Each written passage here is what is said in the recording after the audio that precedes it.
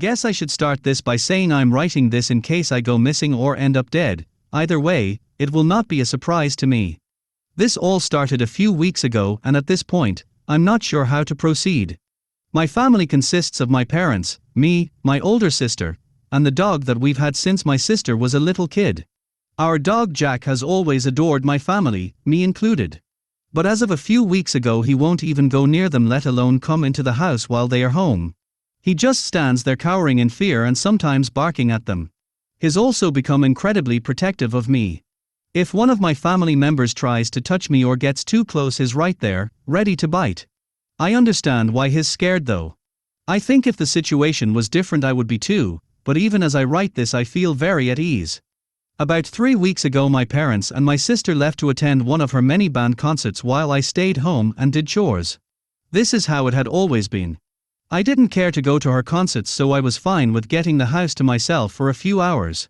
They left around 6 p.m. and told me they would be home by 10 p.m. The hours went by relatively quickly as I completed my chores, but eventually, I got the last hour and a half to just relax. 10 o'clock rolled on by and they weren't home yet. No big deal, they probably just stopped for takeout somewhere, I initially thought. It hit around 11:30 and I was starting to get tired but also increasingly concerned as to why my family wasn't back yet. That wasn't like them, they would always come home on time. I sat myself down in the living room with Jack, hoping that they would walk through the door any second.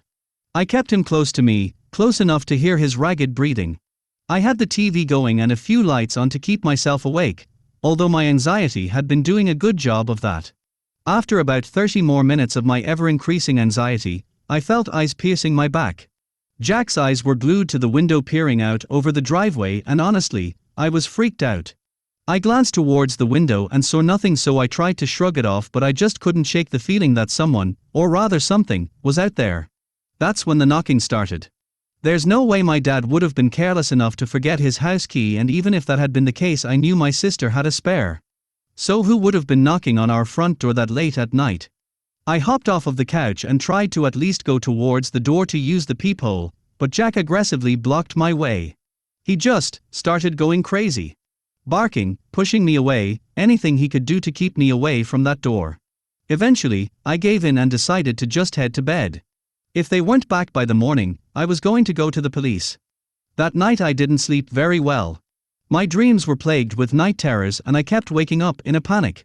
Shadows moved in the corners of my room and my door opened and closed by itself all night. But by far the night terrors were the worst. Strange creatures with piercing yellow eyes and mangled bodies were all I could see. Their burn-covered hands would reach out to me as they called my name with raspy voices. Whether they were trying to seek help from me or kill me I didn't know. I woke myself up screaming several times, and each time Jack was by my side. Each time I woke up it felt like the temperature in the house had increased, leaving me drenched in my sweat. I was scared, I didn't know what was happening to me or my family. Eventually, I fell back asleep after the last night's terror and dreamt of absolutely nothing. The next morning I woke up groggy and anxious. Jack was no longer by my side, which made me hope that my parents had come home. The smell of freshly cooked bacon almost confirmed their presence for me, until I was reminded that my family was never the cook breakfast and eat it together type. In our house, it was always fending for yourself. My mother was a horrible cook and my father refused to learn how. My eyes widened as my heart began to race. I flung myself out of bed and down the stairs as quickly as I could, which in hindsight doesn't sound like the best idea. Instead of being greeted by a home invader or a serial killer, I was greeted by my mother. My dad was sitting at the small table in the kitchen reading the morning paper, and my sister had been lazily walking down the steps after me. "Why are you in such a hurry, dumbass?" she asked as she ruffled my hair. Her crude words drew a frown out of my mom. "Riley, language," she said as my sister plopped down at the table next to my dad. "Dad says it all the time, why can't I say it?" "Hey Dad." "Shit." My father, not even really paying attention to their banter, smiled and high-fived my sister before my exasperated mother went back to her bacon on the stove. "Are you just gonna stand there or are you going to sit down?" my dad finally said. My attention was broken from them as I heard a loud thud against the patio door. Jack had rammed his entire body against the glass, seemingly trying to break through. My once sweet and friendly dog was going ballistic, just absolutely losing his mind. He kept ramming into the door until my father got up to open it. Jack's body language turned defensive as I stepped closer to see what was going on. "Stay back, everyone. Something's going on with Jack," my dad said in a low voice, trying not to provoke him. A worn grimace adorned his face at the sight of our dog. Jack's stance was low to the ground and his growls were frequent. He was ready to attack at any given moment.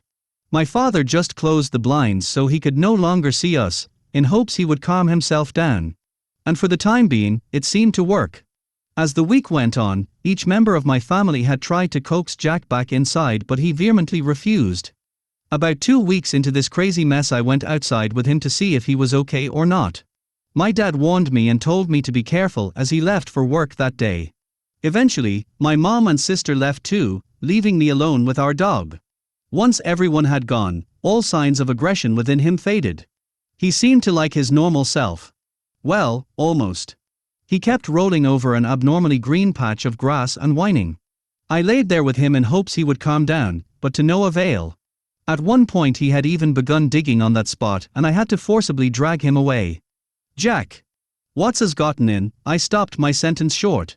My mouth hung open in shock from what I found. There, staring up at me, was a single blue eye hanging down from its socket. Upon the discovery, Jack started barking again, but this time with no aggression.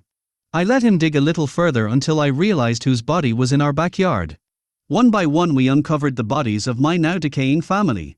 Their bodies were mangled and covered in intense burns, just like the strange creatures from my dream the first night they hadn't come home. My mind and heart were racing. Who did this? Who had buried them without me noticing? All of those questions ran through my mind and I suddenly felt very dizzy. I felt hit the grass next to what used to be my sister. I sat there with Jack whimpering next to me for about 10 minutes before I was able to compose myself. After a few more seconds, I sighed and stood up. I knew what I had to do. I ended up making my way to the shed, grabbing a shovel, and I began to bury the bodies once again. I was as careful as I could be so it looked like no one had dug them up in the first place. The cover-up job looked a little janky, but I didn't care. All I hoped was that my family wouldn't be able to tell what had happened. You see, the reason I'm writing this is that I think my family has caught onto my little pretending act. I've known for about 2 weeks now. I think the worst part of it all is that I don't know how to tell them I know. I don't know who or what they are, and frankly, I don't care. My whole life I have been neglected and left out by my abusive parents. I have even been sexually assaulted by some of my sister's friends because they were bored, and all of my family just didn't care. Whoever has been impersonating my family for the past month treats me so much better. I'm included, no longer ridiculed or left to be the family's slave. Jack may not like or trust them, but really who cares what that dog thinks? He liked my old family just fine. I like this new family much better. And so I'm writing this to say if I end up missing or dead, just know that it's okay.